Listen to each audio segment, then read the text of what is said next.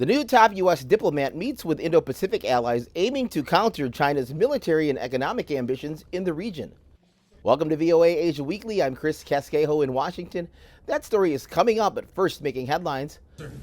On his first day in office, U.S. President Donald Trump signed an executive order giving social media app TikTok's Chinese owner a 75-day extension to find a U.S. buyer or be banned in the country.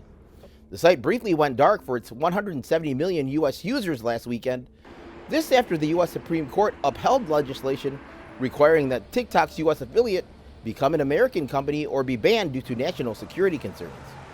We are grateful and pleased to have the support of a president who truly understands our platform, one who has used TikTok to express his own thoughts and perspectives. Impeached South Korean President Yoon Suk-yeol and former Defense Minister Kim Hyong-hyun appeared at a hearing of Yoon's impeachment trial on Thursday.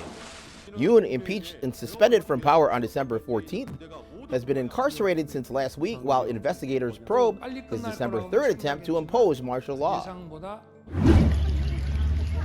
Rescuers found 4 more bodies Wednesday on the main Indonesian island of Java, bringing the death toll from flooding and landslides up to 21. Search teams suspended rescue efforts Tuesday because of heavy rain. Authorities in Thailand are denying an assertion from human rights groups that the country plans to send 48 Uyghurs held in detention centers back to China. UN experts warned that the group could face torture if they return. The Uyghurs fled during China's crackdown on the ethnic group more than a decade ago. A stealth frigate, an attack submarine, and a missile destroyer are among the approximately 40 naval warships that India plans to add over the next decade. Analysts say the country is building up its navy because China's infrastructure projects are bringing the rival nation closer to New Delhi's shores in the Indian Ocean. 90% of India's trade, including vital energy supplies, passes through the ocean daily. On his first day on the job, U.S. Secretary of State Marco Rubio met with his staff and outlined his foreign policy priorities. He also met with allies from Indo-Pacific countries who seek to counter China's military and economic ambitions. VOA's Veronica Balderas Iglesias reports. On his first day as U.S. Secretary of State, former Republican Senator Marco Rubio told his new employees that their department will promote peace around the world. Without peace, it is hard to be a strong nation, a prosperous nation, and one that is better off. But avoiding conflict will be a strategic decision. But never at the expense of our national security, never at the expense of our national interests, and never at the expense of our core values as a nation and as a people. Rubio also met Tuesday with the foreign ministers of India, Australia, and Japan.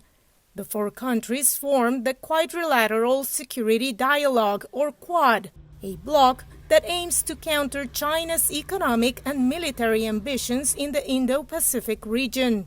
Tuesday's gathering eased some concerns about the America First approach under President Donald Trump. It's a clear signal that U.S. is not abandoning the regional coalition, allies and partners in terms of how to counter China's rise. Beijing denounces the Quad as a Cold War construct. Anytime that the U.S. aligns with its allies and partners, the Chinese will feel isolated and feel threatened, and they will accuse the United States of the Cold War mentality. The analyst pointed out that China's modernization and expansion of its military and nuclear arsenal will only continue driving countries in that region to strengthen their own militaries and seek a closer alignment with the United States.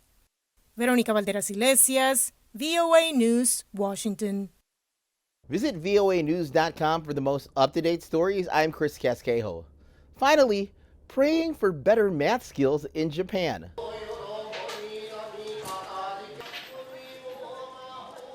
More than 100 children ages 5 to 10 knelt in front of abacuses known as sorobins as the Shinto priest said prayers. Sorobins are familiar to most of the older generations in Japan.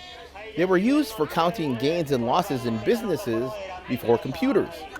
They are no longer taught in schools, but among children, using them is a popular extracurricular activity. Thanks for watching VOA Asia Weekly. 3円なり引いては8円なり加えて7円なり